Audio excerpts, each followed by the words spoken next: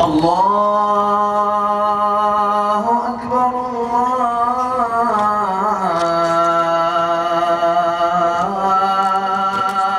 Allahu Akbar. Geçen hepde Moskvada Türkmenistan'ın akşamı çäresi geçirildi. Moskvada yaşayan Türkmenler ve mihmanlar Ramazan çadırında yığınlandılar. Çärani Türkmenistan'ın Moskvadaki ilçesinin maslahatçısı Serdar Durdiyev açtı. Я от имени посольства Туркменистана в Российской Федерации искренне желаю всем присутствующим мира, здоровья, пусть счастье, мир, здоровье, благополучие не минет вас, ваших близких и родных. Спасибо большое.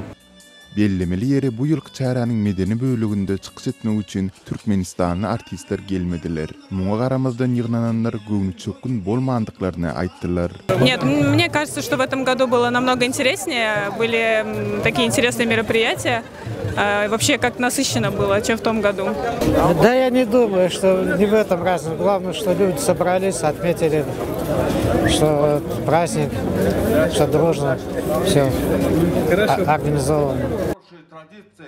Türkmenistanyň akşamy çäresine 1,5 müňe goloy adam atnaşdy. Bu ýere gelenler özleriniň Türkmenistandaky ýakynlaryny hem Ramazan bayramy bilen kutladylar. Мы очень рады, что День Туркменистана проходит в этом шатре.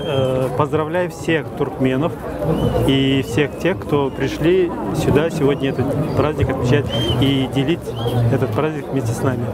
Assalamu alaikum hormat Türkmen halkymyz.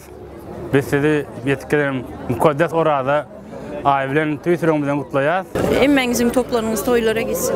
Indiki günlerin şu günlerden Hudaňyň özü ýetirsin. Can sağlyk, o hemişe şuňaly ýygnanyşyp, o hemme halka arzu edýän, şeýdip желаю успех.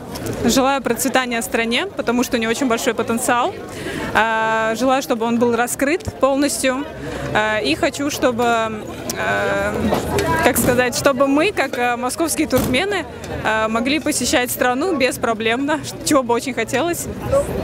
Поэтому, ну, как сказать, дружбу народов сохранить. Вот этого хотелось бы.